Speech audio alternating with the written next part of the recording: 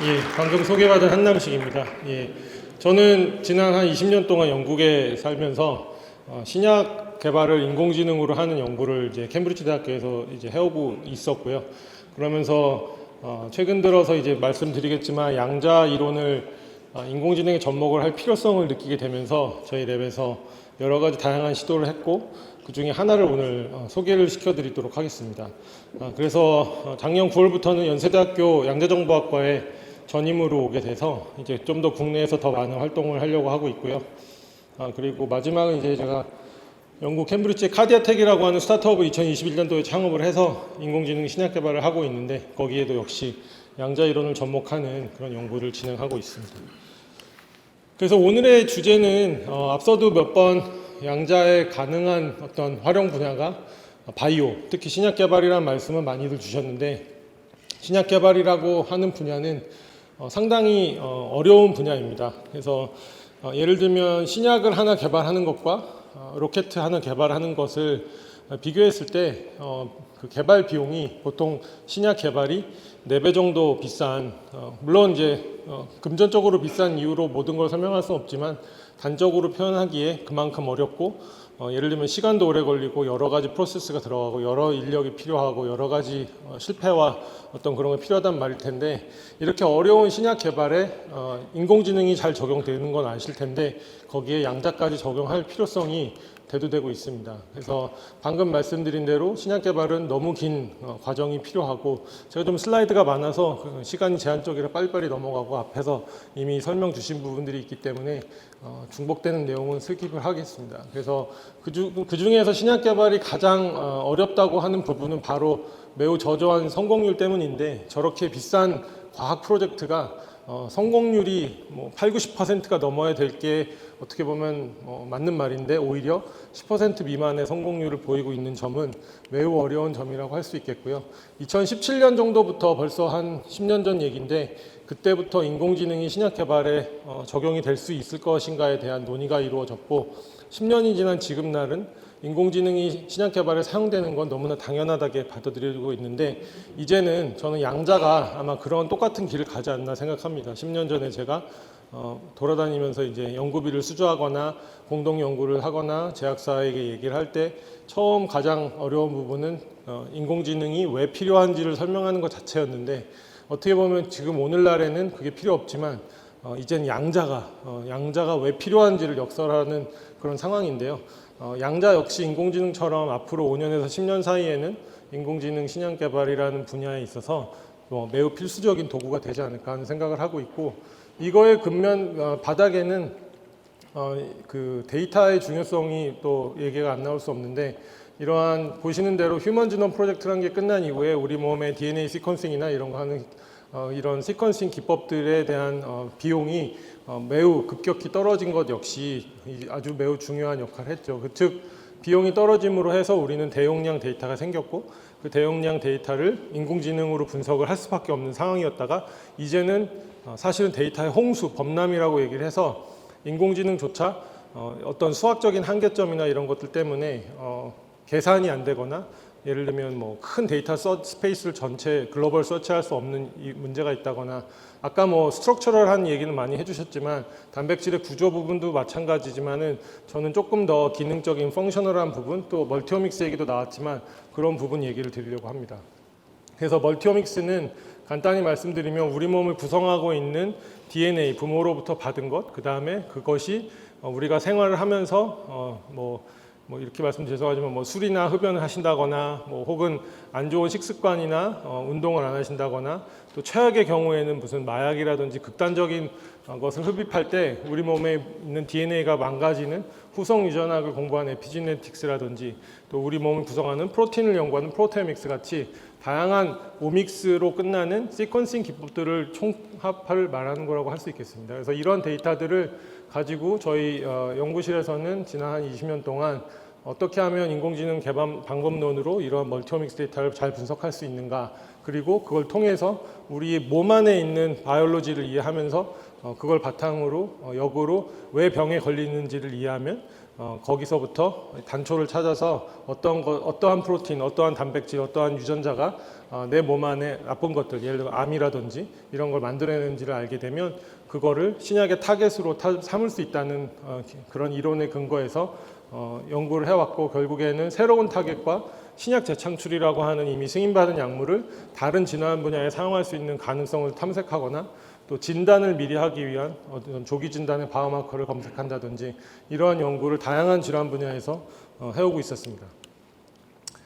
그래서 간단히만 그러면은 어떤 형태로 했기에 저희가 양자 이론을 적용할 필요를 느꼈는지 말씀을 드리면, 가장 중요한 점은 앞서 말씀드린 대로 데이터입니다. 그래서 저희가 우리 몸 안에서 우리 환자로부터 나오는 어떤 그런 검체들을 시퀀싱을 해서 데이터를 만들고, 그런 거를 공동 연구를 통해서 대학 병원이나 어떤 제약 업체로부터 받아서 연구를 하지만, 때로는 이제 공공 데이터베이스를 사용할 때도 있어서 여튼 여러 가지 작은 데이터들을 합칠 경우가 많은데, 그때 많은 시간이 필요합니다. 그래서 첫 번째 단계에서 데이터를 잘 만들어서 하나의 데이터베이스를 만들고 나면은, 두 번째 단계에서는 특정한 질환 분야, 예를 들면 폐암이면 폐암 환자들의 멀티오믹스 데이터 분석해서 일반 정상인과 대비했을 때 이 환자들은 왜 아픈지를, 즉 이 환자들에게 어떤 유전자가 잘못돼서 그런지를 찾아내는 일종의, 저희는 그걸 디지즈 시그니처 진이라고 부르는데, 그런 유전자를 찾아내는 과정을 거치고, 이러한 과정을 거치게 되면 일단은 흥미로운 결과가 나오긴 합니다. 예를 들면 우리 몸 안에 아주 최상위 100개의 어떤 프로틴이나 유전자가 잘못돼서 그런 일이, 나쁜 일이 생긴다고 알게 되지만, 그 다음에 드는 질문은, 그럼 이 100개 중에 어떤 일정 부분 소그룹이 더 긴밀하게 우리 생의학적인 현상을 바꾸는 건 없는지, 또 그 100개를 동시에 이렇게 조절하는 일종의 마스터 레귤레이터 같은 조절 인자는 없는지가 궁금한데, 이러한 1차원적인 데이터 스트럭처에서는 저희가 그렇게 많이 새로운 것을 할 수가 없습니다. 그 컴퓨터 공학적으로요. 그래서 이러한 것들을 이렇게 최소한 2차 구조의 데이터 스트럭처나, 또 요즘은 싱글셀 기법이라고 해서 이제 우리 세포별로 티슈별로 시퀀싱을 할 수 있는데, 그렇게 되면 세포별, 티슈별 이런 2차원적인 데이터 스트럭처, 그러니까 그래프 형태, 네트워크 형태의, 예를 들면 프로틴 인터랙션 네트워크라든지 진 레귤레이터리 네트워크가 만들어지기 때문에, 이걸 쌓아 올리면 3차 구조 형태의 어떤 데이터 스트럭처까지 만들 수 있기 때문에, 그 안에서는 저희가 사용할 수 있는 것들이 많아집니다. 그래서 그러한 다양한 알고리즘 중에는 네트워크 시뮬레이션이라는 것들이 있는데, 결국에는 왜 그런 걸 쓰냐면, 이거를 조금 더 우리가 시스테매틱하게 우리의 이런 데이터들 스페이스를 설치해서, 지금은 아주 예쁘게 이렇게 보시기 편하라고 그렸지만, 저희가 보통 이렇게 구성하는 네트워크는 수천 개에서 수만 개의 프로틴이나 유전자가 있기 때문에, 이렇게 눈으로 이렇게 어떤 노드를 이렇게 파악하거나 패스웨이를 찾는 것은 불가능하기 때문에, 이러한 것들을 파악하기 위해서 수학적인 기법을 쓰고, 거기에 드러거블 패스웨이라고 불리는, 우리가 폐암을 연구했다면 그 폐암과 직접적인 연관성이 있는 어떤 생물학적인 조절 기작을 밝혀내는 그런 연구를 하게 됩니다. 그래서 이제 종국적으로는 저희가 이 몸 안에, 우리 몸 안에서 잘못을 일으키는 유전자나 프로틴을 찾게 되고, 또 하나의 다른 타겟은 그 시뮬레이션을 통해서 실제 그걸 그 단백질이나 유전자를 표적으로 삼아서 조절할 수 있는 약물을 찾게 되는데요. 이러한 것들을 거치고 나서 최종적으로는 웨틀렉 검증, 그러니까 실제 실험실 검증을 통해서 검증을 하고, 그 다음에 이게 한 번에 끝나는 게 아니라 그 검증 기법이 결과가 다시 첫 번째로 들어와서 다음 단계에서는 조금 더 어떤 그 효능성이 높은, 그러니까 정확도가 높거나 이런 알고리즘을 개선시키게 됩니다. 그러면 네트워크 알고리즘이라고 했는데, 지금 예를 들어 드리면 160개 정도 되는 프로틴이 있는 네트워크를 보시면 이렇게 생겼는데요. 여기서 말씀처럼 이 정도만 돼도 사실 눈으로 보시면 인터랙션이 많은 것들을 대강 파악하실 수 있습니다.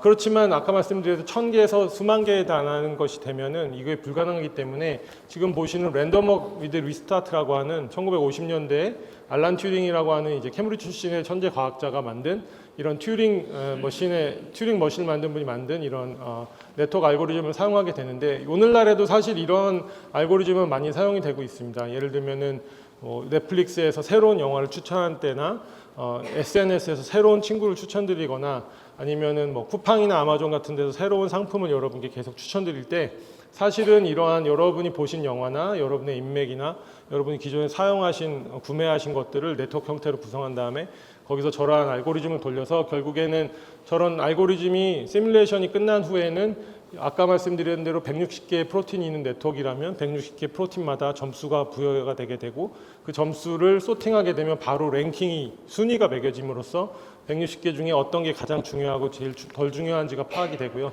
이러한 것들이 이제 네트워크 알고리즘을 할 수 있고 결국에 이런 것들을 사용하게 되면 이렇게 아래 보시는 것처럼 위와 똑같은 그림입니다만 이제 네트워크 알고리즘을 돌린 후에 우리가 수학적으로 가장 중요한 것들이 어떤 것인지를 표시한 이러한 기법이 사용이 되게 됩니다. 그래서 지금 말씀드린 랜덤워크는 이제 그 중에 하나고 그 외에 다양한 또 네트워크 알고리즘들이 있는데요. 오늘 이제 랜덤워크를 말씀드리는 이유는 랜덤워크는 말 그대로 이제 한 번 시뮬레이션 할 때 그 워커를 네트워크상에서 랜덤하게 걸려 보냅니다. 그리고 이걸 다시 스타트를 해서 그걸 아주 많이 반복함으로써 일종의 프로버빌리티를 계산을 해서 어떠한 노드에 다시 이 워커가 올 가능성이 높은지를 파악하는데 지금 보시는 이렇게 하게 되면은 좋긴 하고 성능이 좋지만 이제 네트워크가 커지면 커질수록 이 전체 네트워크를 랜덤하게 다 서치하지 못하는 그런 문제점들이 발견이 됐고요. 그런 걸 극복하고자 이제 저희 랩에서는 퀀텀 인포메이션 중에서 그 슈퍼포지션이나 아까 많이 나온 그 중첩 현상을 이용해서 이 워커가 한 번 시뮬레이션 할 때 하나의 그 파스로만 걷는 것이 아니라 동시에 여러 개의 패스를 걸어보이게 하는 이러한 형태의 일종의 그런 어떤 가상 탐색을 하는 것을 제안을 했고요. 제가 이런 걸 설명드릴 때 가장 많이 들어드리는 예는 이제 기차 이제 전철 노선도인데요. 지금 보신 거는 런던에 있는 것인데 이걸 갖고 온 이유는 이제 옛날에 그러니까 런던 메트로가 가장 오래된 그 네트워크이긴 하죠. 그래서 처음 이제 네트워크가 생겼을 때는 베이커 스트릿이라고 하는 이제 그 셜록 홈즈의 부대가 되는 그쪽을 중심으로 아주 단편적인 노선이 생겼고 이 정도만 돼도 사람의 눈으로 그냥 해도 됩니다. 네트워크 알고리즘 필요 없고요.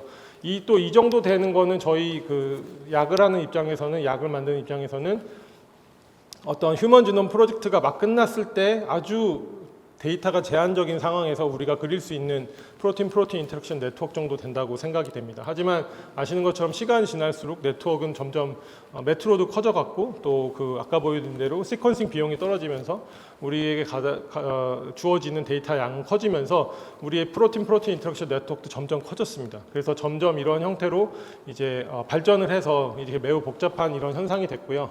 그래서 이렇게 큰 네트워크에서는 랜덤워크보다 퀀텀워크가 필요한데 하나의 더 예를 들어드리면 지금 이거는 런던이니까 조금 덜 와닿으실 수 있는데 서울에 있는 여기를 예상을 하면은 일단 여러분들이 예를 들어서 지금 여기 계시다가 예를 들면은 대전에 가셔야 돼서 여기서 이제 1호선을 타고 서울역에 가셔서 KTX를 타신다는 가정을 하면은 그때 여러분들이 가방을 가져가셨는데 가방을 예를 들면 깜빡하고 1호선 기차에 놓고 내리셨다고 가정을 해보면요. 여러분들께서 어떻게 그거를 찾으시겠습니까? 이제 물론 뭐 지하철 수비대, 경찰대나 뭐 보험사에 연락하시는 걸 제외하고 여러분이 혼자 찾으신다면 제 생각에 여러분들은 아마 다음 역이나 그 다음 역을 하나씩 순차적으로 가보시고 그래도 못 찾으시면 그때부터는 여러분의 촉에 의해서 이게 혹시 뭐 누군가가 4호선에 옮기진 않았을까? 4호선도 타보실 수 있고 이런 형태로 하나씩 찾아다니실 텐데 예를 들면 여러분이 이제 그 대전에 가시는 길이 출장이어서 여러분 동료 한 50분이 같이 가는 과정이었다면은 여러분들이 그 동료분들께 예를 들면 부탁을 드려서 다 같이 하나씩 50명이 하나씩 찾아다니시겠습니까? 아니면 여러분 동료분들께 첫 분께는 이쪽 방향으로 가라고 부탁드리고 두 번째 분은 그 다음 역, 뭐 그 다음 분은 그 다음 역 이런 식으로 여러분들이 동료분들을 네트워크상에 쭉 이렇게 배치를 해주실 그런 방식을 택하시겠습니까? 제가 봤을 땐 당연히 후자를 했을 때 여러분 가방을 찾으실 확률이 더 높아지는 거죠. 그래서 이게 뭐 정확한 예는 아니지만 그런 형태로 이걸 서치를 함으로써 우리가 전역 탐색이 가능한 것은 이미 꼭 비단 의생명 공학 분야가 아니더라도 밝혀졌는데 그래서 저희 랩이 관심 있던 부분은 한 3년 전부터 그럼 이게 우리 바이오메디칼 분야에도 적용이 될 것이냐 그래서 저희가 이러한 연구를 해봤고요. 그래서 저희 방에 있는 황우창 박사랑 박재석 박사가 같이 일을 해서 사스코브2 특히 코로나에 걸렸을 상황에 이제 가정을 하고 이걸 연구를 해봤고요. 시간 관계상 결론만 말씀드리면 맨 위에 있는 꼭지점 바로 이 부분이 지금 포인트가 안 되는데 맨 위에 있는 그라운드 트루스라고 써 있는 바로 밑에 있는 까만 점이 사스코브2라고 하는 바이러스고 이제 그 다음부터 있는 것들은 우리 몸 안에 있는 프로틴들이 레이어별로 있는 것입니다. 그래서 맨 위에 레이어는 사스코브2와 다이렉트리 인터랙트하는 여러분 코로나 때 많이 들으신 뭐 ACE2 프로틴 이런 거 들어보실 텐데 ACE2처럼 332개의 우리 몸 안에 프로틴이 사스코브2와 직접 인터랙션이 있습니다. 그래서 이 얘네들이 문제는 그 다음 레이어에 있는 프로틴 또 그 다음 레이어 점점 이렇게 두 번째, 세 번째, 네 번째까지 디퍼 레이어로 가게 할수록 우리 몸 안에 있는 그 어떤 생리 현상이 바뀌면서 뭐 그런 여러분 잘 아시는 뭐 면역 체계가 망가질 수도 있고 이런 게 생기는데요.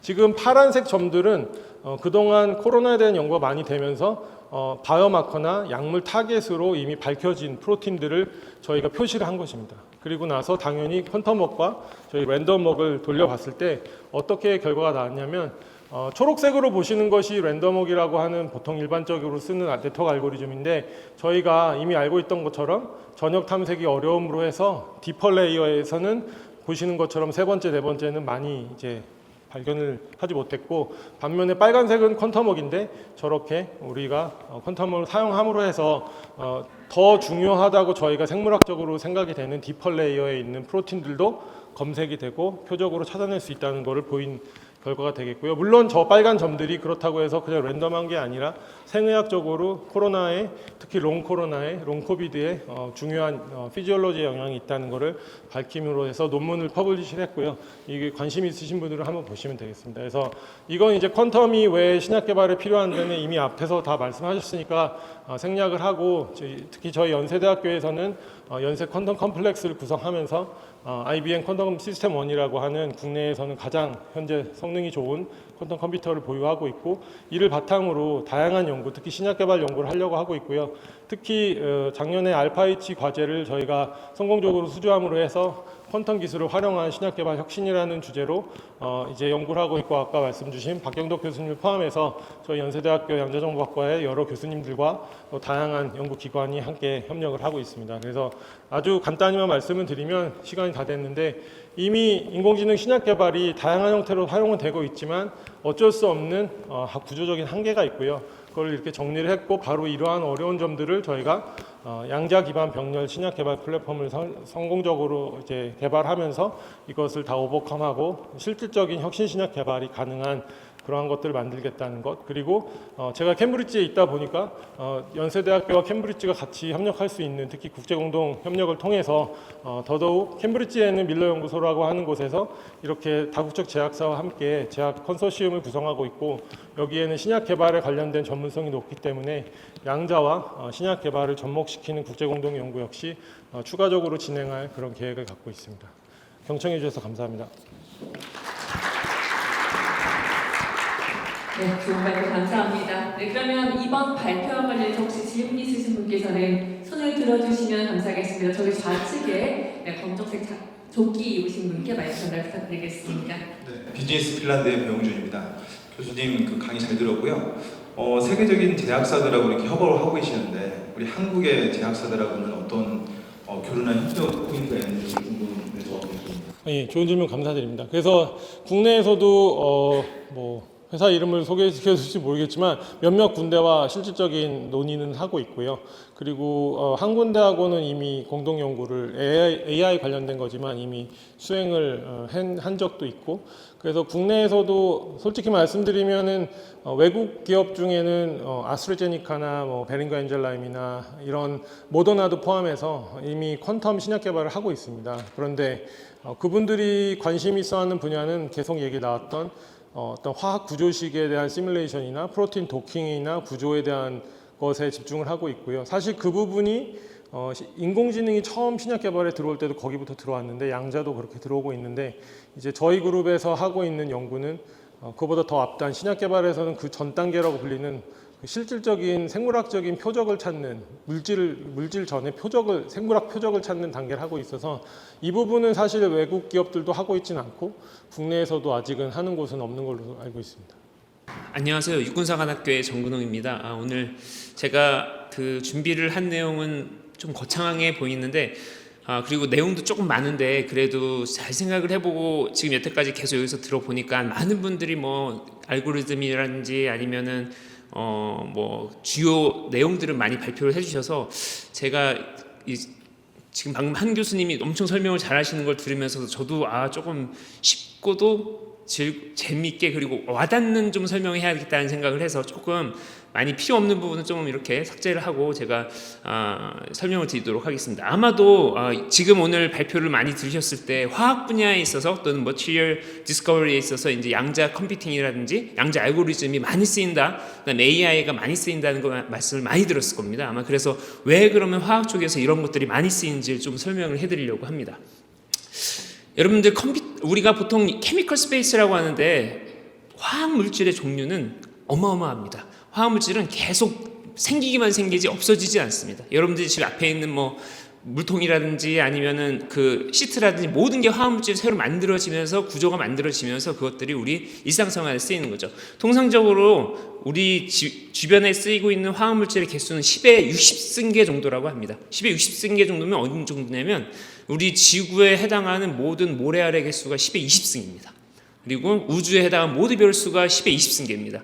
우리 인간이 지금 현재 판단을 하고 있고 어떤 구조가 있고 어떤 화학물질들을 알아서 쓰고 있는 건 0.00001%도 안 되는 화학물질을 우리는 가지고 있는 거고 그걸 가지고 우리가 일상생활에서 사용하고 있는 거죠. 그러면 이 많은 화학물질들이 모두 다 같은 건 신약도 마찬가지지만 이 많은 것들의 무한한 가능성에 해당하는 이 화학물질들을 우리가 어떻게 알고 이걸 어떻게 신약으로 쓰고 어떻게 새로운 플라스틱 재료로 만드느냐, 그건 바로 헌팅의 방법밖에는 없습니다. 즉 헌팅을 해야 된다는 거죠. 하나하나 합성을 해서 하나하나 새로 만들어서 하나하나 테스트하는 것은 아마도 컨벤셔널한 방법일 거고 이걸 헌팅하는 방법에 대해서 많은 고민을 할 겁니다.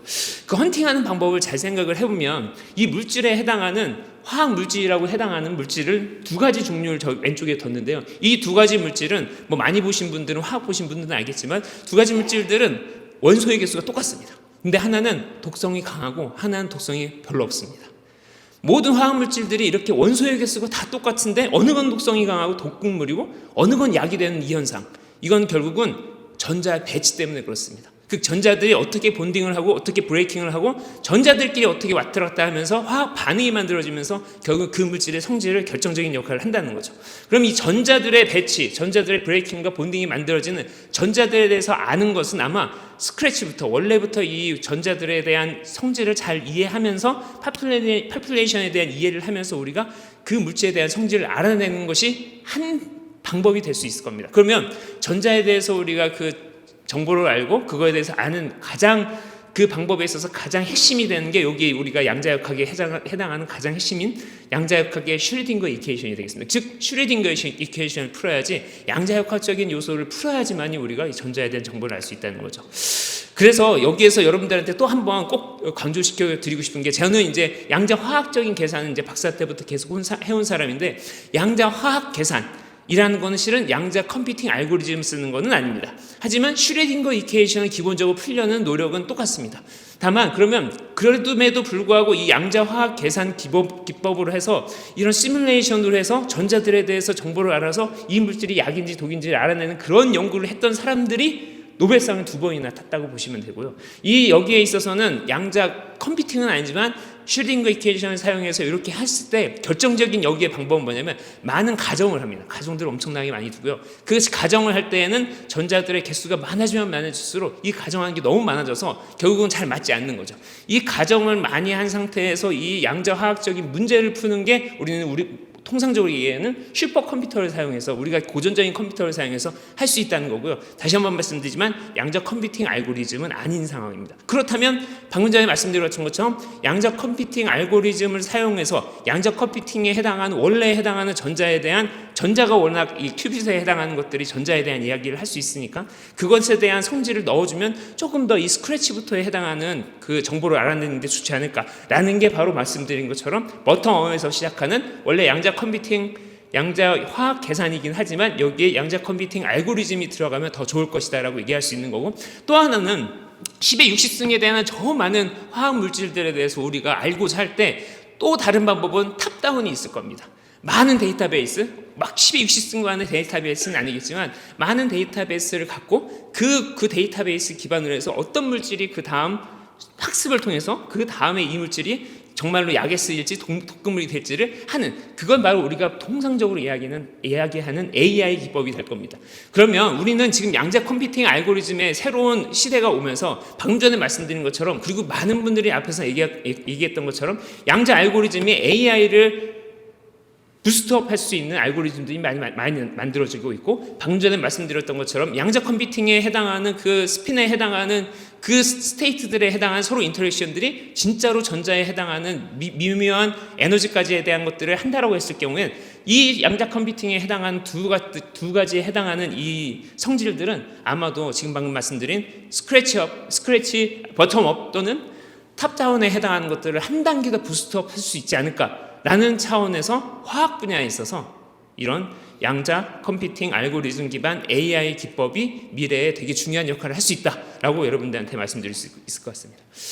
제가 그 재밌는 걸 하나를 또 제가 이제 하는 연구가 원래 이제 양자 화학 계산을 했었으니까 재밌는 얘기를 해드리면, 여러분들은 그 우라늄이 어디에 제일 많이 있다고 생각하십니까? 통상적으로 광석에 많이 있다고 생각을 하죠. 그래서 광석이 캐서 우라늄을 막 하죠. 근데 더 많은 우라늄이 바다에 있습니다. 왜냐면 바다에서 계속 암석들이랑 부딪히면서 거기서 막 많은 메탈 아이온들을 막 계속 끌어들이는 거야. 더 짜지겠죠, 한마디로. 그 많은, 훨씬 더 많은 양에 해당하는 우라늄들이 바다 안에 있는데, 일본에서 실제 했던 그 연구인데요. 이 우라늄이랑 잘 결합하는 저런 화학 물질을 디자인을 합니다. 그 디자인을 할 때는 양자 화학 계산 기반 디자인을 하긴 했죠. 양자 화학 계산 기반 디자인을 했는데, 그 디자인하는 게 왜 중요하냐면, 원래 해당하는 합성들을 해서 저 많은 것들을 막 찾아서 한마디로 라이브러리를 만들어서 막 데이터를 해서 우라늄이랑 같이 한번 해서 우라늄이랑 바인딩 하는지 안 하는지를 실험적으로 하면 너무 오래 걸리고 너무 힘든 거예요. 그러니까 일종의 양자 기법에 해당하는 양자 화학 계산을 해서 이 물질들 중에서 제일 바인딩을 셀렉티브하게 하는 해당하는 물질을 찾아냅니다. 그 물질을 찾아낸다는 거는 결국은 서로 간의 우라늄과 저 물질과의 바인딩이 전자적인 바인딩이기 때문에 그걸 찾아낼 수 있었던 거죠. 전자적인 특성을 활용해서 저 바인딩을 찾아내서 실제로 지금 이렇게 6개월 동안 저 멤브레인에다 넣어서 그 일본 그 바다 밑에다 두고선 6개월 뒤에 긁었더니 진짜 우라늄이 저렇게 나왔습니다. 잘 생각하면 이게 어마어마한 일인 게, 바다 안에 얼마나 많은 메탈 아이온들이 있습니까? 마그네슘도 있고 칼슘도 있고 등등에 있을 텐데 저 우라늄만 셀렉티브한 물질을 찾아냈다는 게 대단한 거고요. 저는 이제 관련돼 가지고 무슨 생각을 했냐면, 어쩌면 우리가 제가 이제 공부했던 게 이제 플루토늄 계산을 많이 했었는데, 플루토늄과 바인딩하는 이런 것도 찾아볼 수 있지 않을까 해서 찾았다기보다는 계산을 이제 양자 화학 계산을 해서 실제로 그거에 대한 그냥 보고만 했습니다. 보고만 했는데 IAEA에서 연락이 왔습니다. 너 한국인이 만드냐고. 근데 저는 너무 말도 안 된다 생각했죠. 이거 나 시뮬레이션밖에 안 했는데. 근데 나중에 이제 진짜로 이 퍼블릭하게 그 인베스티게이션까지 했었는데, 그때 너무 저는 힘들었는데, 하지만 결정적으로 거기서 얘기한 게 이 시뮬레이션이 상당히 약간의 프라미싱해서 이 논문을 보고서 안 올 수 없었다고 IAEA에서 그러더라고요. 지금 말씀드린 것처럼 이거는 뭐 양자 알고리즘을 사용한 게 아니지만, 이러한 양자적인 특성, 그 다음에 전자적인 특성을 잘 알면 우리가 실험하지도 않고 우리가 원하는 물질들에 대해서 찾고, 심지어는 본딩하는 스페시픽한 본딩까지도 찾아내는 그런 연구를 할 수 있다는 걸 말씀드리고요. 뭐 최근 한 연구 중에서 AI 연구 중에서 뭐 이거는 그냥 빼겠습니다. 그냥 AI 연구여서요. 이것도 마찬가지로 저희들이 하는 최근에 이제 방금 전에 이제 양자 화학 계산에 해당하는 연구를 했고, 저희들이 지금 AI 관련된 연구를 한 것들에 대한 이야기인데 그것도 빼겠습니다. 결국 이제 양자에 대한 얘기를 해드리려고 하는데요.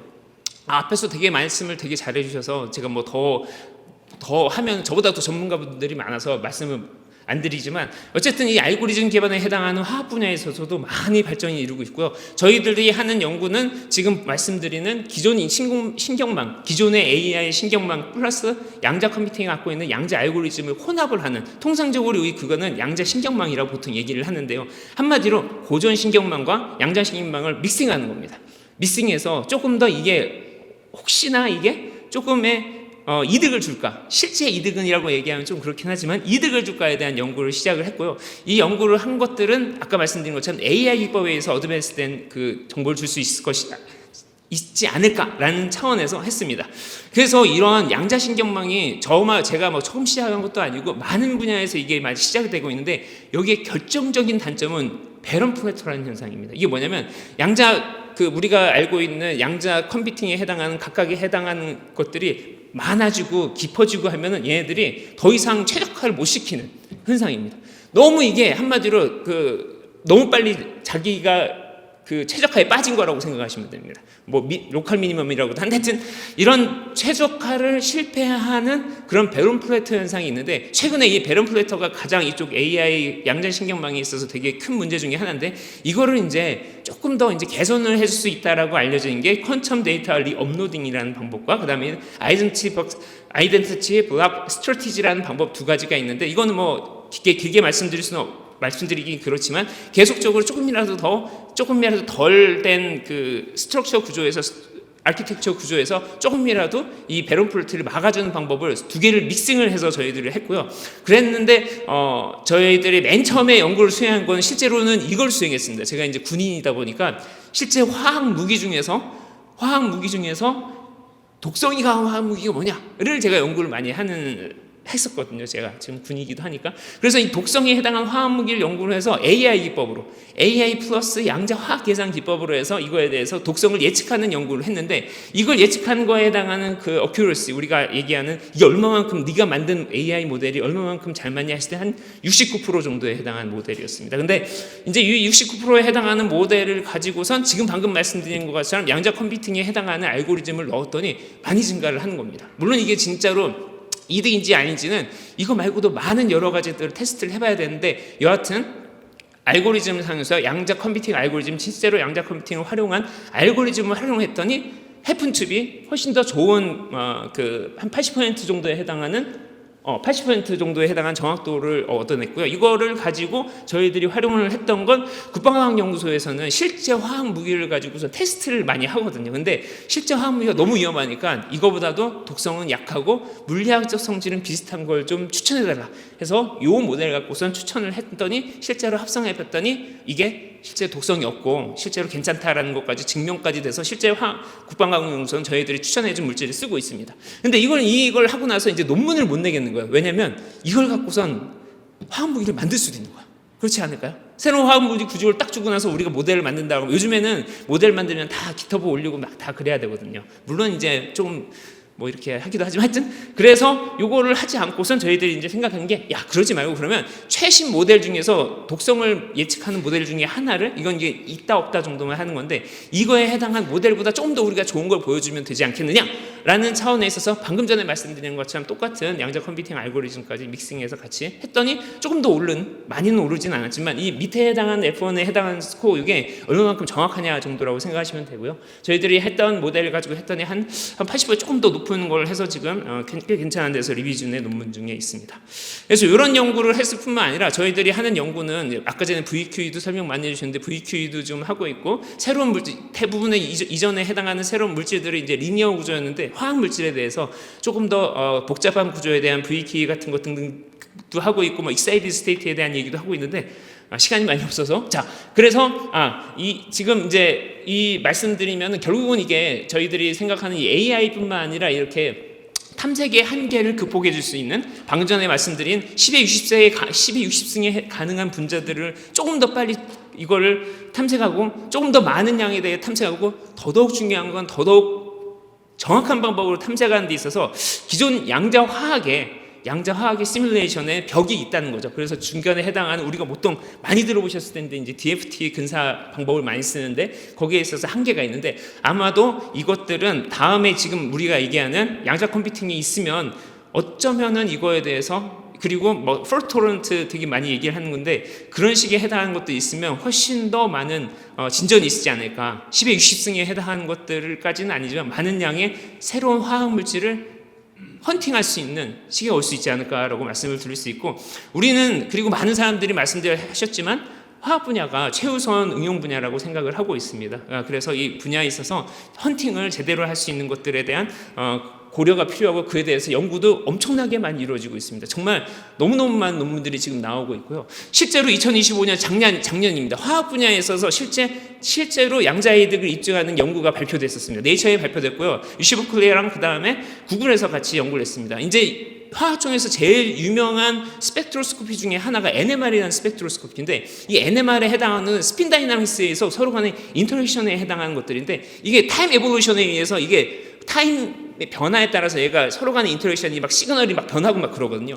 그거를 갖다가 결국은 이제 양자 컴퓨팅에 해당하는 알고리즘들이 전부 다 타임 에볼루션이 자연스럽게 연결이 되어 있거든요. 그래서 그걸 활용을 해서 실질적으로 NMR 신호에 대해서 훨씬 더 타임 에볼루션에 대한 정보를 얻어내는데 실질적인 이득을 했다라는 걸 증명을 한 게, 진짜로 이득을 증명했다라는 건 저렇게 되고요. 아까 말씀드린 VQ에서는 화학 쪽에서도 되게 많이 쓰고, 프로틴도 쓰시는 것 같은데 화학 쪽에서 많이 쓰고요. 익사이티드 많이 쓰고, 요즘에 가장 유명한 게 이제 저희도 연구하고 있는데 SQD라고 해서, 이거는 실질적으로 하루에 한 번씩 좋은 논문이 계속 나오고 있는 논문인데요. 하여튼 뭐 시간이 없어서 그렇지만 지금 밑에 말씀드린 것처럼 지금 리스크 시대에 있어서 가장 유명한 알고리즘에 있어서 양자 HPC에 있어서 가장 핵심적인 역할을 할 수 있지 않을까라는 생각을 합니다. AI 알고리즘은 많이 설명을 해주셨으니까는 넘어가고요. 실제 저 그 교수님이 설명해 주셨은 알았는데, 이게 근데 이거 실제로 우위가 있다, 이득이 있다라고는 얘기를 하지는, 아직도 이게 애매모호한 상황이긴 한데, 이게 이 논문 때문에 실은 이쪽 분야의 신약 개발에 양자 컴퓨팅 알고리즘을 사용하면은 엄청나게 좋지 않을까라는 논문이, 이게 이제 트리거가 된 논문이긴 한데요. 실제로 이게 뭐 양자 컴퓨팅을 활용을 해서 이 화학 물질, 그러니까 약을 찾았다라기보다는 이게 탐색력을 훨씬 더 높였다. 엄청나게 많은 양의 탐색력에 있어서 활용했더니 고전보다 나았다는 거고, 독성 예측에 대한 이야기도 있었지만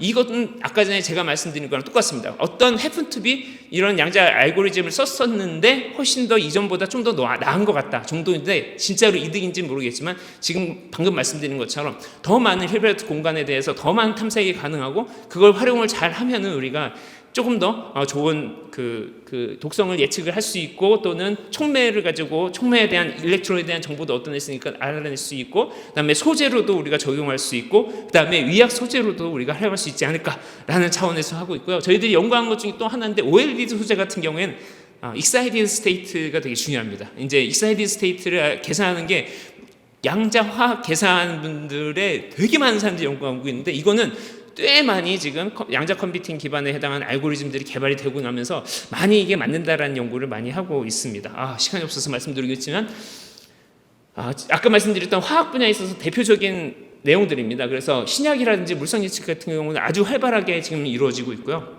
반면에 생체 분자보다 분석이라는 건 아주 초기 단계지만, 화학 분석에서 방금 말씀드렸던 것처럼 실질적인 양자 이득을 증명을 했다.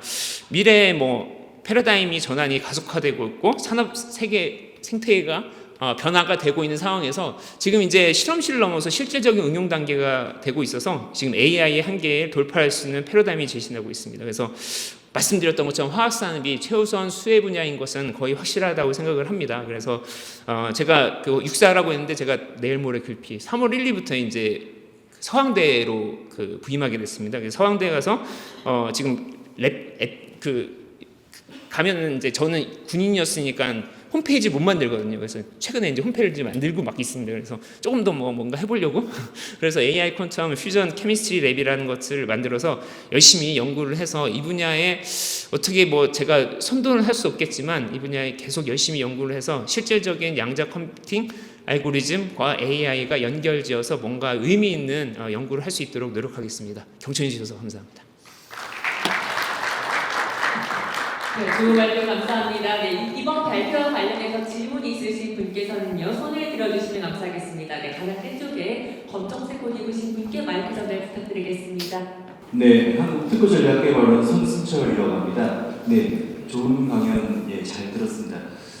그러니까 이 양자 컴퓨팅을 이용해서 이렇게 좋은 물질을 또 쉽게 이렇게 개발할 수 있다는 걸 이제 알게 되었는데요. 또 반대로 생각하면 어떤 그런 치명적인 그런 생화학 무기를 이제 테러 조직이나 어떤 불량각 국가에서 손쉽게 또 개발할 수도 있지 않을까라는 그런 우려가 있는데, 그런 점에 대해서 어떻게 생각하세요? 자, 이 두 달 전쯤, 두 달이지 한 4달 전쯤, 좋은 질문 감사합니다. 저 4달 전쯤에 국무부에서 초청을 해서 에스코트 가져가면서 미국을 가봤는데 미국에서 하는 얘기가 미국은 AI가 제2의 맨하튼 프로젝트라고 생각을 한다 하더라고요. 그 맨하튼 프로젝트라는 거는 잘 생각해보면 원자력을 만드는 엄청나게 노력해서 만들었지만 그게 잘못 쓰이면 세계를 멸망하듯이 AI 분야가 세계를 멸망시킬 수 있다고 생각한 건 지금 말씀하신 것처럼 화학무기 또는 생화학 무기를 AI 기반으로 개발하는 거에 대해서 엄청나게 걱정을 많이 하고 있어서 그걸 이제 약간 단속하느라고 저보고 막 와서 너의 의견 막 그런 거 하여튼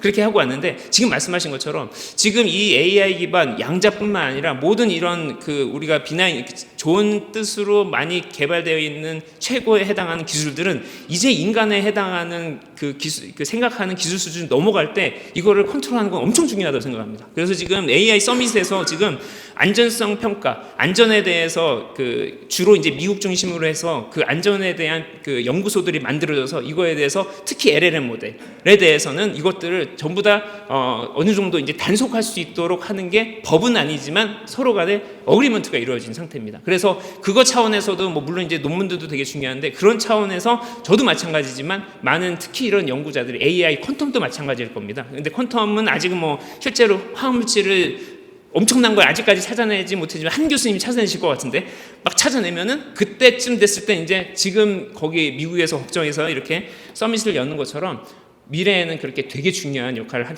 거라고, 그러니까 되게 중요한 포인트라고 생각을 해서 통제를 할 거라고 생각을 합니다.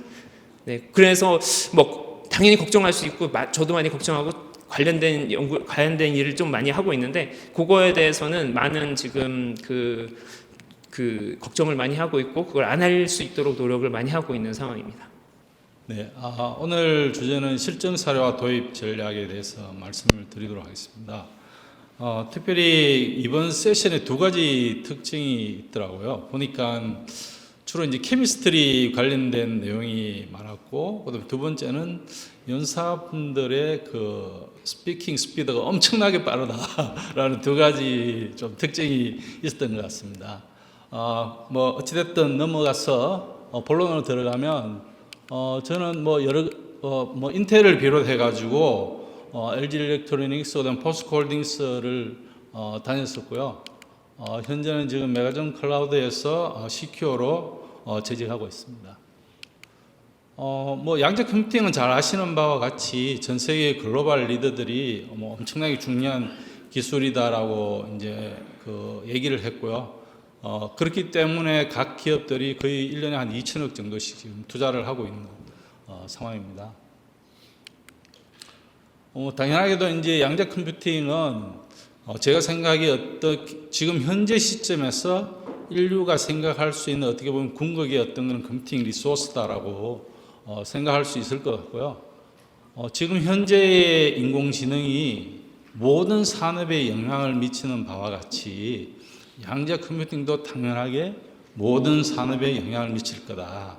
그래서 제가 이제 계속 드리고 싶은 말은 양자 컴퓨팅이 AI가 어떻게 보면 인프라적인 성격을 가지고 있고 양자 컴퓨팅은 인프라의 또 인프라다. 그렇게 이제 말씀을 드릴 수 있을 것 같습니다. 양자 컴퓨팅 특성을 이제 잠시 보면 뭐 어떻게 보면 약간의 그런 그 논리적인 그 비약이 있을 수는 있겠지만 양자 컴퓨팅하고 클래식 컴퓨팅하고 플로팅 포인트 계산 측면에서 좀 비교를 해보면 뭐 한 53큐빅만 되어도 거의 전 세계 지금 2등 정도 되는 프론티어 슈퍼컴퓨팅이랑 비슷한 어떤 그 성능을 보여줄 수 있을 것 같고요. 그게 좀 뭐 큐빅 수가 늘어나 가지고 127큐빅 정도만 되어도 클래식 컴퓨터로 도저히 감당할 수 없을 정도의 컴퓨팅 리소스를 제공할 수 있다라고 생각을 해볼 수 있을 것 같습니다. 그리고 이제 화면상의 오른쪽 그림은 아마 박경덕 교수님이 제일 처음으로 얘기를 하시지 않았나 싶은데 킬러 앱이 굉장히 중요한 상황이고요. 당연하게도 이제 하드웨어의 발전이 있어야 되지만 소프트웨어적인 측면에서 애플리케이션 측면에서 진짜 현재의 컴퓨터로 구현이 가능하고 충분한 어떤 그런 스피드업이나 그 다음에 애큐러시를 보여주면서 산업적으로 유용한, 그러니까 상업적으로 유용한 어떤 그런 베네핏을 줄 수 있는 그런 문제를 풀 수 있는 그런 게 킬러 앱이 아닐까라고 생각을 하고 있습니다. 굉장히 많은 케이스들을 최근에 이제 봤지만 아직까지 명확하게 이게 킬러 앱이다라고 말할 수 있는 것은 없다라고 지금 생각을 하고 있습니다. 그리고 이건 넘어가고요. 그런 관점에서 보면은 그 양자 컴퓨팅이 계속적으로 지금 발전을 해야 되는 상황이고, 물론 소프트웨어도 발전을 해야 되지만, 전체적으로 좀 정리를 해보면, 뭐 구글부터 시작해가지고 컨티넘까지 굉장히 많은 기업들이 하드웨어를 발전시키고 있는 상황이고요. 이 중에서 가장 이제 저희 메가존 클라우드처럼 서비스를 프로바이딩하는 입장에서 가장 주목하는 기업은 아이온큐를 굉장히 주목하고 있는 상황입니다. 뭐 당연하게도 이제 저희 우리나라가 정부의 어떤 그런 자금으로 100큐빗짜리 아이온큐 양자 컴퓨터를 이제 도입하는 그런 사업을 진행을 하고 있기도 하고요. 그리고 이제 주목하는 것은 한 2027년도에 일단은 각 기업들이 발표한 TRM 상으로는 800 로지컬 큐빗을 개발을 완료하겠다라고 지금 얘기를 하고 있는 상황입니다. 800 로지컬 큐빗이 어느 정도냐 하면 숫자로 지금 보면은 도저히 지금 현대의 컴퓨터, 그러니까 64비트 현대의 컴퓨터는 도저히 익스프레스 할 수 없는 그런 크기의 숫자라고 생각을 하시면 될 것 같고요. 10의 240성 정도고, 그 다음에 이제 앞쪽에서 말씀드렸던 프론티어 슈퍼컴퓨터가 한 10의 200성 이상의 그런 프론티어 컴퓨터가 있어야 800 로지컬 큐빗 정도의 컴퓨팅 리소스를 딜리버리 한다라고 보시면 될 것 같습니다. 이런 상황에서 이 양자 컴퓨팅의 기술이 엄청나게 이제 인류에게 중요한 기술이고, 산업이 어떻게 보면 이제 인프라 오브 인프라라고 이제 생각을 할 수 있는 상황이고요. 그런 상황에서 보면 이제 전 세계적으로 글로벌리하게 모든 국가들이 엄청나게 투자를 지금 증가시키고 있습니다. 특히나 2024년에 비교해 가지고 작년 같은 경우에 거의 한 14빌리언 정도 증가를 시켰고요. 그리고 프라이빗 섹터를 봐도 엄청나게 지금 투자가 증가되고 있는 상황입니다. 그렇게 보면 그 전까지 한 4빌리언 정도, 2024년 정도에 한 4빌리언 정도, 2빌리언 정도 이제 투자가 되었는데요. 2025년에는 거의 물론 이제 조사하는 기업마다 그 상황이 다르지만 6빌리언에서 거의 한 9빌리언까지 투자가 되었다라고 지금 얘기를 하고 있는 상황입니다.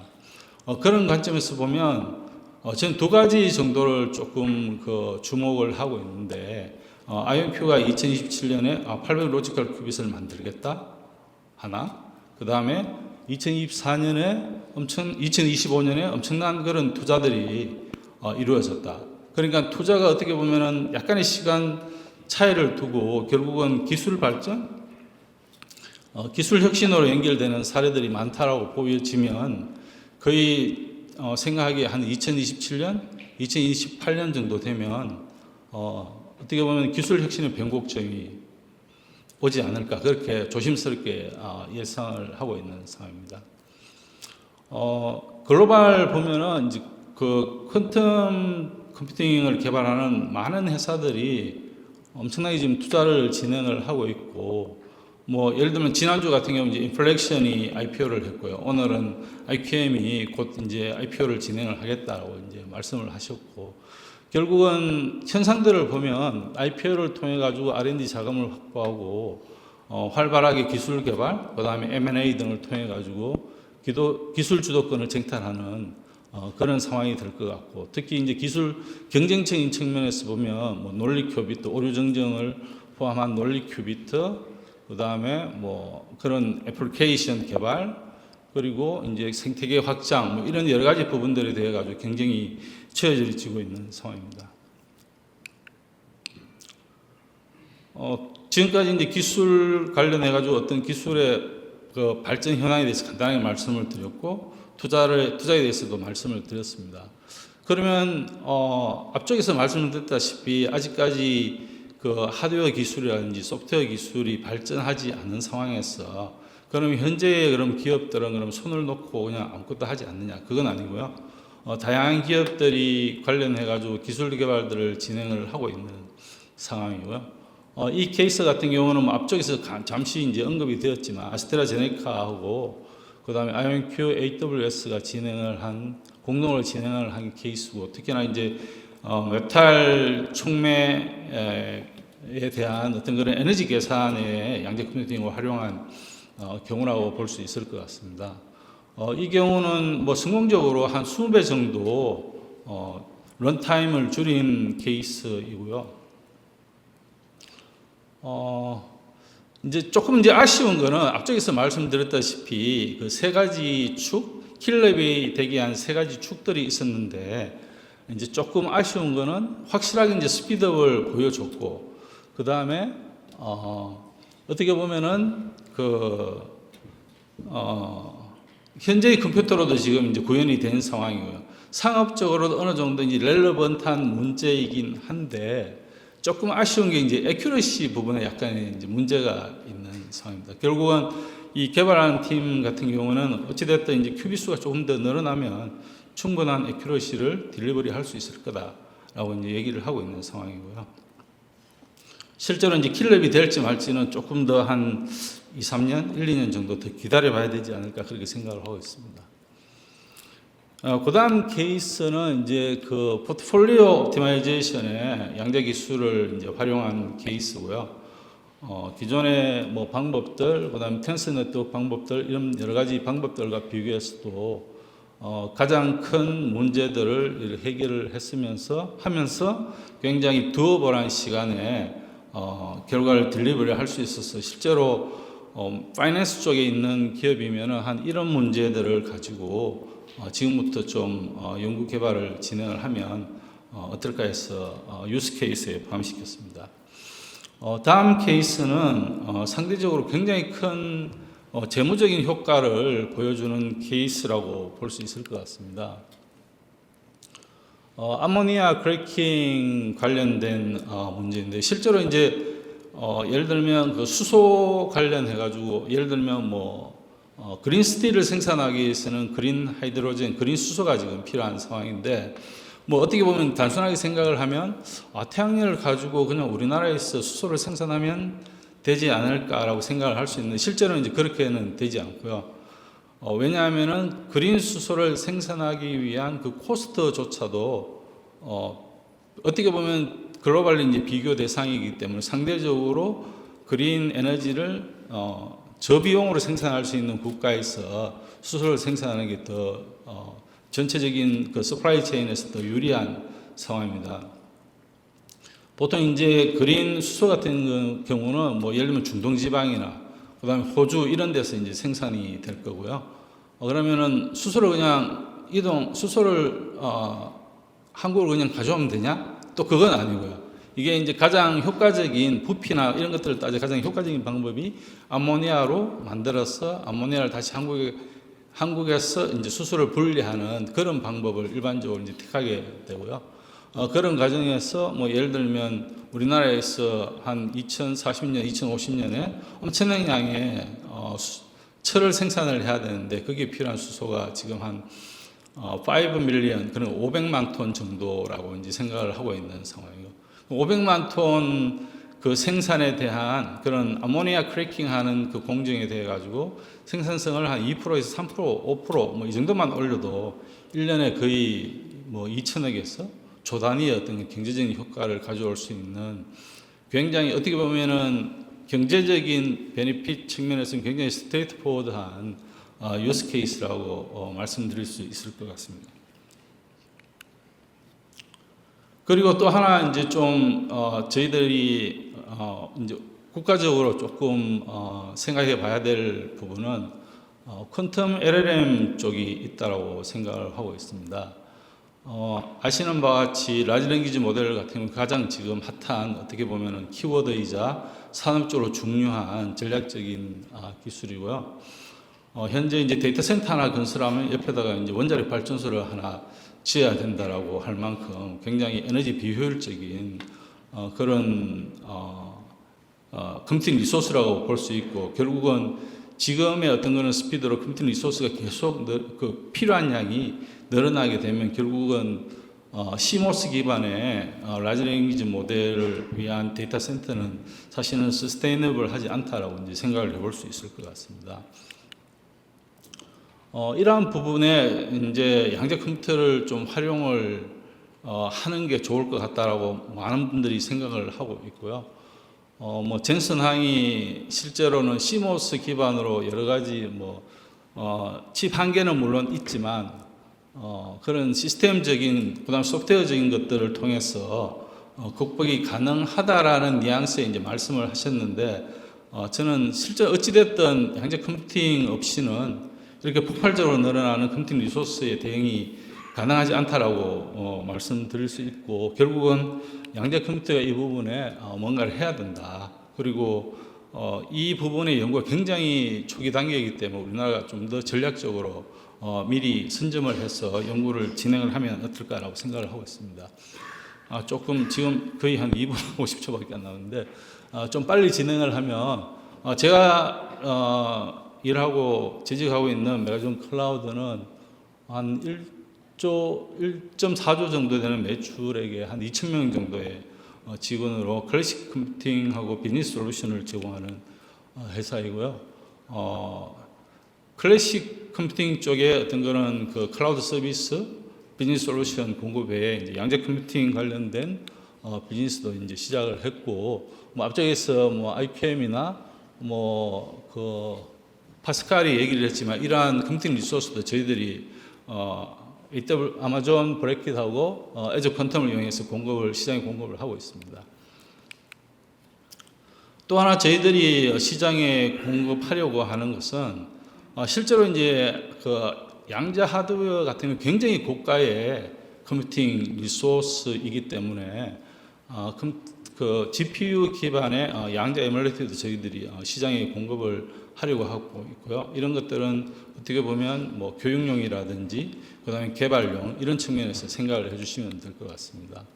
그래서 올 하반기에는 저희들이 한 42큐빗 정도 되는 양자 컴퓨팅 온프레미스용 양자 에뮬레이터를 시장에 공급을 하려고 하고 있고요. 한 42큐빗부터 한 44큐빗까지 그렇게 저희들이 공급을 하려고 하고 있습니다.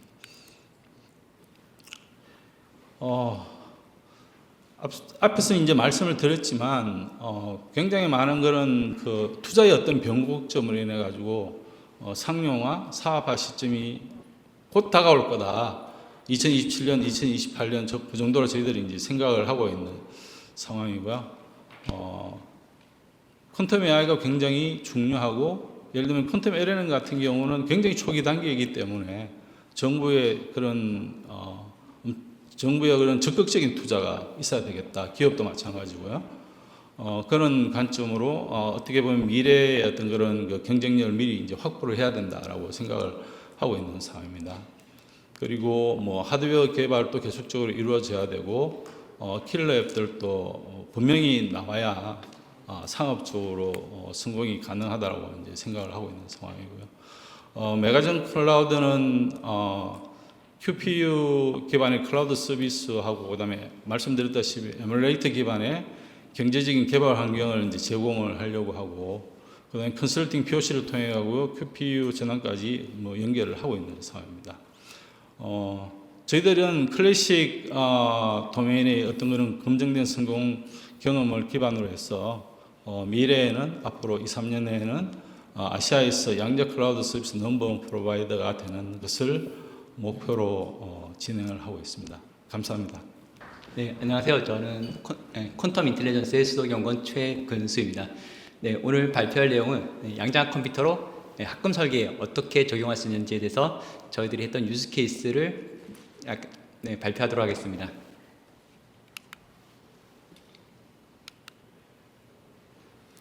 네, 실제로 많은 분들이 들으셨을 겁니다. 양자 컴퓨터는 세상을 바꿀 것이다. 암호를 해독하고 신약을 개발하고 게다가 새로운 물질을 개발하는데 혁신적인 혁신을 이끌 것이다라고 합니다. 하지만 실제로 아직 이런 유즈 케이스가 부족하기 때문에 이런 것들이 어떻게 실제 문제를 풀 수 있는지에 대한 유즈 케이스 발굴은 매우 중요한 일이라고 생각합니다. 그래서 저희는 그 양자 컴퓨팅이 좀 더 실제 산업에 연관된 문제에서 어떻게 적용할 수 있고 또 거기서 어떤 가능성을 볼 수 있는지 그리고 실제 이 문제를 양자 컴퓨터로 계산했을 때 어떤 한계점이 있는지에 대한 좀 더 구체적인 사례를 공유하도록 하겠습니다. 네, 넘어가기 앞서 저희는 AI에서 교훈을 얻을 수 있습니다. 실제로 저희가 AI를 전혀 모르고 있던 건 아닐 겁니다. 80년대 이후로 그동안 쭉 있었지만 2016년 그때 알파고에 충격이 있고 난 다음에 그때부터 사람들이 좀 더 본격적으로 AI의 필요성을 느끼게 되고 그 다음에 많은 영향을 쏟으면서 따라가고 있습니다. 하지만 여전히 10년이 지난 지금도 여전히 AEX 전환은 현재 진행형입니다. 따라서 이런 교훈을 봤을 때 여기 계신 많은 이런 교훈을 봤을 때 실제로 하드웨어가 상용 하드웨어 양자 컴퓨터가 실제로 상용화된다는 것은 기정사실이고 그때 하드웨어가 어떤 충격적인 시연을 보였을 때 그때부터 시작하는 것은 그때부터 양자 컴퓨터를 어디에 적용할지 적용 분야를 찾는 것은 굉장히 늦게 될 것입니다. 오늘 앞서 발표해 주신 많은 분들께서 특히 IBM, 파스칼, 컨델라 이렇게 많은 곳에서 전 세계적으로 막대한 자본과 인력이 투입되기 때문에 양자 컴퓨터가 상용화된다는 것은 기정사실로 받아들였을 때 거기에 발맞춰서 소프트웨어 개발도 굉장히 중요합니다. 학계에서 알고리즘 개발을 많이 하고 계실 테고 이 알고리즘을 바탕으로 이걸 실제 범위, 금융, 아니면 재료, 신약에서 실제로 적용해보고 어떤 문제들이 있는지 어떤 가능성이 있는지 그리고 이런 알고리즘을 실제로 적용했을 때 어디서 실패하게 되는지 그리고 그런 노하우를 쌓아서 이것을 실제로 적용할 때 어떤 방식으로 적용할 수 있을지 파이프라인을 구축한다든가 이런 유즈케이스 발굴은 매우 중요할 것입니다.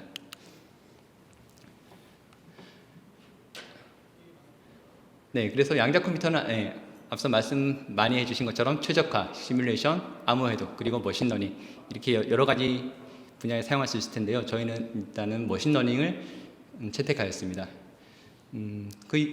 이유로는 머신러닝 같은 경우는 일단은 일반적으로 많이 알려진 바와 같이 양자 회로를 활용하면 데이터를 새로운 방식으로 분리할 수 있고 그런 양자 상태, 중첩과 얽힘이 활용하는 양자 상태에 활용하면 복잡한 패턴 인식 그리고 소규모 데이터에서도 분리 성능을 높일 수 있다는 잘 알려진 사실들이 있습니다.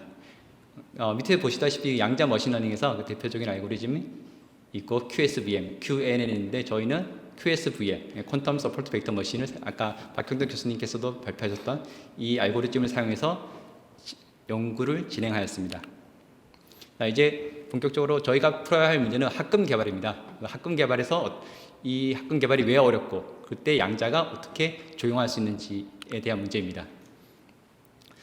이미 AI 머신러닝은 재료 분야에서 굉장히 많이 퍼져 있습니다. 아마도 이공계 분야에서 재료 쪽에서 AI가 가장 많이 도입되고 가장 널리 이용될 것입니다. AI의 조합 문제를 풀면 있어서 물성 예측, 조성 최적화, 결정 구조 분류 이런 것들에서 AI는 굉장히 강력하게 작동을 하고 있습니다. 그러나 여전히 한계도 마찬가지입니다. 모두 알다시피 일반적인 AI 머신러닝 같은 경우에는 특히나 합금 같은 여러 가지 합금이 들어가고 그 합금에서 들어가는 원소술 사이에 강한 상호작용이 있을 때 그때는 조합이 폭발하는 문제가 있습니다. 이런 폭발하는 문제 같은 경우에는 기존의 머신러닝으로는 다루기 어려운 한계가 분명히 존재합니다. 하나의 실제 예를 들어보겠습니다. 실제 실험에서 하나의 합금을 개발한다고 했을 때 금속 원소가 40개 있습니다. 여기서 5개의 원소만 골라도 가지수가 65만 개가 되게 됩니다.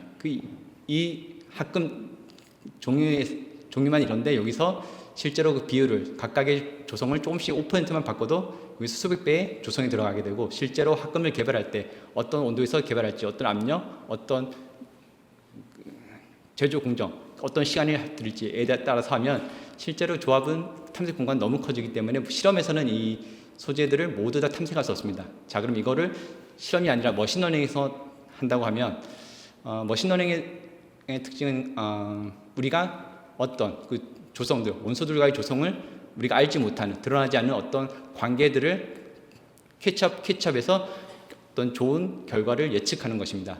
근데 문제는 여기서 A와 B의 합이 단순히 더하기가 아니라는 것입니다. 원소 A, B가 들어갔을 때 A와 B의 각각이 전체 물질의 물성에 기여할 뿐만 아니라 A, B 두 개가 서로 상호작용해서 이것들이 또 다시 물성에 기여하게 됩니다. 따라서 여기서 바로 그 조합 폭발이 일어나게 됩니다. 여기서 그 2의 n승 모든 고차원적인 그러니까 예를 들어서 10개의 특성이 있을 때 10개의 각각 물성에 기여하는 거, 그 두 개씩 상호작용하는 게 기여하는 거, 3개씩 이런 것들이 모든 걸 고려했을 때 2의 n승이라는 조합 폭발이 일어나게 됩니다. 따라서 이런 복잡성을 다루려면 AI가 당연히 필요하지만 거기서 양자 컴퓨팅도 필요하게 되는 것입니다. 그래서 이제 저희는 양자를 네어라급에 적용해 보았습니다. 네어라급은 최근에 국가적으로도 굉장히 많은 이슈가 되고 있습니다. 최근에 국가적으로 그 항공기 제트 엔진에 대해서 1,500도씨 고온에서 수만 시간 작동해야 되고, 그리고 최근 발전소의 가스터빈, 아니면 우주 발설체 이런 경우에는 굉장히 극한 온도에서 내구성을 보여야 합니다. 그래서 이 네어라급에서 실제로 그 미세 구조를 보면 이 네어라급은 여러 가지 물성들이 만족해야 되는 물성이 굉장히 많습니다. 그 중에서 특히 감마 페이지라는 결정상만 가지고 있어야 되는 것은 필수 조건입니다. 이게 필수 조건이고, 거기서 다른 결정상이 생긴다면 이것은 완전히 깨지게 되기 때문에, 따라서 저희는 양자 머신러닝을 적용할 때 이 문제에 적용했습니다. 과연 이 어떤 물질이 조성이 있으면 이것들이 감마 페이지 결정상만 있냐, 아니면 다른 우리가 원하지 않는 다른 결정상이 있냐, 이것들을 양자 머신러닝이 과연 제대로 작동하는지 살펴봤고요. 이거는 비교적 단순한 이중 분류 문제가 되겠고요. 그래서 사용했던 것은 감마 페이지 결정상만 있냐, 아니면 다른 유해상이 조합되냐, 이것을 서포트 벡터 머신을 사용했고요. 이유는 클래시컬하게 서포트 벡터 머신이 있고, 양자 컴퓨팅에서도 이에 대응하는 퀀텀 서포트 벡터 머신 두 가지가 있어서 같은 문제에 대해서 고전과 양자 두 개를 직접 상호 비교할 수가 있습니다. 여기서 AI 같은 경우에는 보통 문제가 데이터 구하는 게 가장 문제입니다. 그래서 저희는 기존에 논문에 나왔던 그 데이터셋을 그대로 차용해서 10개의 데이터셋을 1000개의 데이터셋으로 구성된 10개의 특성을 가진 데이터를 사용하였습니다. 그래서 고전 서포트 벡터 머신과 양자 서포트 벡터 머신 두 개의 차이점은 명확한데요. n이 작은 경우, 매우 작은 공간을 탐색할 때는 두 개 다 똑같이 높은 자유도를 가지고 탐색을 할 수 있습니다. 하지만 n이 커지는 경우, 조합이 기하급수적으로 늘어나는 경우에는 고전 서포트 벡터에서는 이거는 메모리 문제, 다른 또 포함해서 여러 가지 문제가 때문에 이것을 자유롭게 탐색할 수 없고, 어떤 함수에 기반한 특정 포인트만 탐색할 수 있게 됩니다. 그에 반해 양자는 공간이 커짐에도 불구하고 자유롭게 모든 영역을 탐색할 수 있기 때문에 굉장한 많은 이점을 얻을 수 있습니다. 말 그대로 지수적으로 넓은 패턴 공간을 탐색 가능합니다. 근데 주의할 점은 여기서 우리가 탐색 공간이 넓어졌다, 우리 자유롭게 모든 공간을 탐색할 수 있다는 것이 반드시 이점은 아닙니다. 왜냐하면 우리는 정답이 어디 있는지 모르기 때문입니다. 우리는 더 많은 노력을, 에너지를 쏟을 수 있고, 거기서 더 좋은 솔루션을 구할 수 있는 가능성이 생기는 것입니다. 따라서 양자 서포트 퀀텀 QSVM을 사용할 때 중요한 것은 문제의 특성에 맞게 좋은 양자 회로를 설계하고, 그리고 실제 데이터에서 검증하는 것은 또 다른 문제가 될 것입니다. 그래서 연구를 잠깐 정리하면, 데이터를 준비하고 거기에 맞는 특성을 저희가 고르게 됩니다. 여기서 저희가 어떤 특성을 고르냐가 중요하겠고요. 이거를 양자로 인코딩해서 실제로 문제를 풀게 됩니다. 우선 다들 아시다시피 양자 컴퓨터 하드웨어를 직접 쓰는 건 굉장히 비쌉니다. 그래서 일단은 저는 HPC, CPU 기반의 시뮬레이터를 사용했습니다. 시뮬레이터에서 기존에 있던 고전 SVM과 그리고 퀀텀 SVM에서 여러 가지 피처맵을 여러 가지 조정해가면서 과연 이 퀀텀 서포트 벡터 QSVM이 퀀텀 머신러닝이 더 좋은 결과를 줄 수 있을지를 살펴보았고요. 어큐러시 측면에서는 실제로 그 SVM과 더 좋은 경우도 있고 더 나쁜 경우도 있고 이런 경우도 있었습니다. 실제로 이게 업체수 측면에서 이렇게 큰 좋은 월등한 우위를 보이지 못한 것은 나중에 데이터를 좀 보고 알았는데 실제로 내열학금 같은 경우는 계속 국가 단위에서 굉장히 보안이 높은 것입니다. 그래서 공개되는 데이터 같은 경우는 굉장히 편향성이 있기 때문에 아마도 저희가 구한 데이터 같은 경우에는 굉장히 잘 분류되는 기존의 고전 머신러닝으로도 잘 할 수 있는 그런 데이터라고 생각하고 이거는 추후에 좀 더 다양한 더 풍부한 데이터를 가지고 할 예정이고요. 저희가 눈여겨볼 것은 그러니까 특성 매업을 바꾸면 성능이 바뀐다는 게 중요한 것입니다. 그러니까 저희가 양자 머신러닝을 처음 얘기할 때 중요한 것은 저희가 특성 매업을 자유롭게 조절할 수 있습니다. 네, 그렇게 자유롭게 조절할 수 있으니까 우리가 더 좋은 성능을 가질 수 있는 가능성은 여전히 열려 있는 것입니다. 단순히 어큐러시뿐만 아니라 오른쪽에 보시면 실제 상황에서는 예를 들어서 학금을 개발한다고 했을 때 학금에서 우리가 유해상, 그러니까 원하지 않는 결정사항이 있는 경우에 그것을 걸러내는 것이 굉장히 중요한 일이 될 것입니다. 보통 학금 개발할 때 수개월, 빠르면 수개월 또는 수년 동안의 막대한 비용이 들어가는데 처음 스크리닝 단계에서 이것을 제대로 걸러내지 못하면 굉장히 막대한 손실이 있을 수 있으니까요. 그래서 예를 들어서 오른쪽 박스에서 보시면 여기서 FN이 예를 들어서 왼쪽 상단에 SVM, 기존의 고전 머신러닝 같은 경우에 FN, 그러니까 우리가 원하지 않는 결정상을 가졌음에도 불구하고 통과시킨 게 748개의 그 결과를 나타냈습니다. 하지만 그 양자 머신러닝에서 피처 맵을 잘 조절하면 우리가 원하지 않는 결정상을 가진 것들을 그래도 꽤 유의미하게 줄일 수 있는 결과를 얻을 수가 있습니다. 따라서 여기서 볼 수 있는 것은 저희들이 특성 맵을 조절하면 적어도 문제의 중요도에 맞게 거기 우리가 적용하려는 그 문제에 맞게 최적의 그 양자 머신 모델을 개발할 수 있는 가능성은 열려 있다는 것입니다. 자유도를 잘 활용할 수 있으면요. 이거는 그 CPU에서 계산한 결과고요. 아까 말씀드렸다시피 저희는 이거는 논문에서 그대로 데이터를 가져온 거라서 10개의 특성을 사용했습니다. 7개의 조성과 7개 금속 원소의 조성과 그리고 3개의 특성이었는데 저희들이 특성을 좀 더 늘릴 수도 있습니다. 도메인 지식을 활용해서 우리가 결정하는 것은 거시적으로는 벌크 모듈러스, 슈어 모듈러스, 그리고 멜팅 템퍼러처 또는 좀 더 미세적으로 들어간다면 일렉트론 네가티비티, 애토믹 모스 이런 것들을 더 부여할 수 있습니다. 특성들을. 그렇게 특성들을 늘려서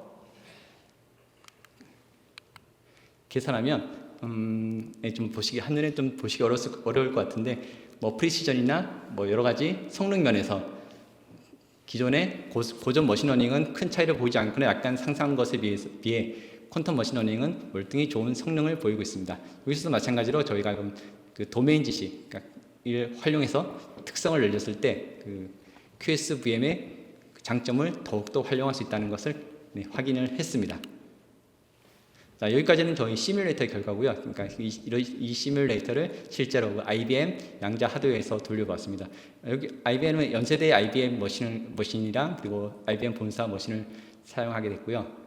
이 자리에 없지만 키스트 초격자 사업단에 깊은 감사를 드리고 마찬가지로 IBM에도 깊은 이 연구를 수행할 수 있게 그 계산 자원을 지원해 주셔서 감사의 말씀을 드립니다.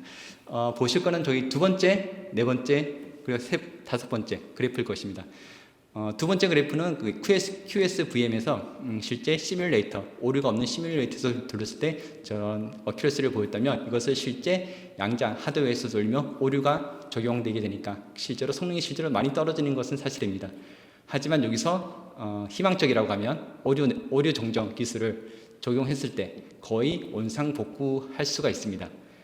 실제로 계산상으로는 원래 오류를 그대로 오류 정정 없이 하면 20분, 그리고 오류를 정정을 하게 되면 400분이라는 굉장히 계산 코스트가 굉장히 증가하긴 하지만 아직 그 리스크 시스템을 감안한다 그러면 오류가 있음에도 불구하고 적어도 양자 컴퓨팅의 분류 성능을 어느 정도 검증할 수 있다는 결과를 확인할 수가 있습니다. 그래서 연구 결과에서 의미하는 것은 다음 세 가지입니다. 우선 첫 번째로 알고리즘, 퀀텀 서포트 벡터 머신의 알고리즘적인 강점을 확인할 수 있었습니다. 적어도 회로 설계를 좀 높은 자유도를 가지고 회로를 설계할 수 있고 넓은 공간을 탐색할 수 있으니까 저희 목적에 맞는 그 최적의 모델을 개발할 수 있는 가능성이 있고, 두 번째로 도메인 지식이 굉장히 중요합니다. 실제로 양자 컴퓨팅하면 새로운 분야라서 다들 심리적 배려가 있지만 결국 양자 컴퓨팅을 적용하는 것은 도메인 지식이 굉장히 중요합니다. 그래서 그 도메인 지식은 물리적 원리에 기반해서 특성을 제공할 때 양자 컴퓨팅의 능력을 최대한 활용할 수 있습니다. 그리고 세 번째로 그 니스크 시대임에도 불구하고 양자 오류 완화 기술을 적용했을 때 실제로 성능을 검증할 수가 있었습니다. 그래서 그래서 이것은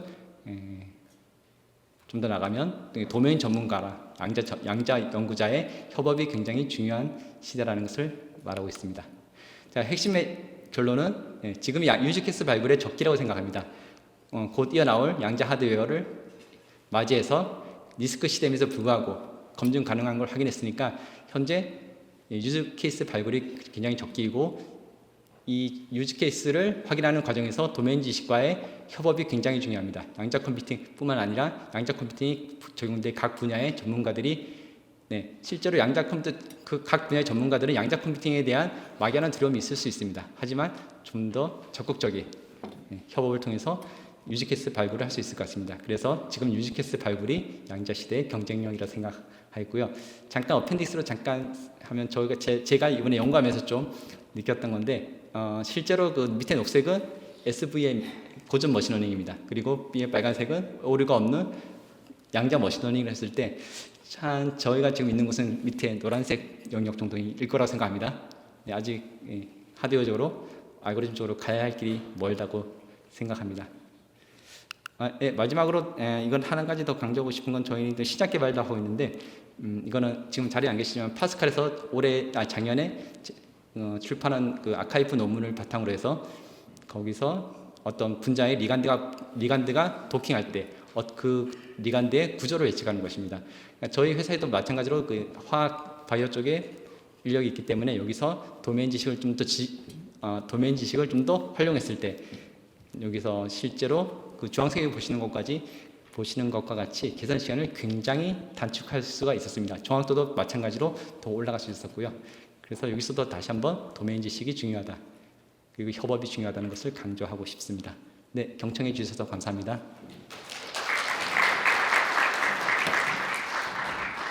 좋은 발표 감사합니다. 이제 마지막 발표하는데요. 마지막 발표와 관련해서 질문 있으신 분께서는 손을 들어주시면 감사하겠습니다. 광주과학기술원 화학과 이상호라고 합니다.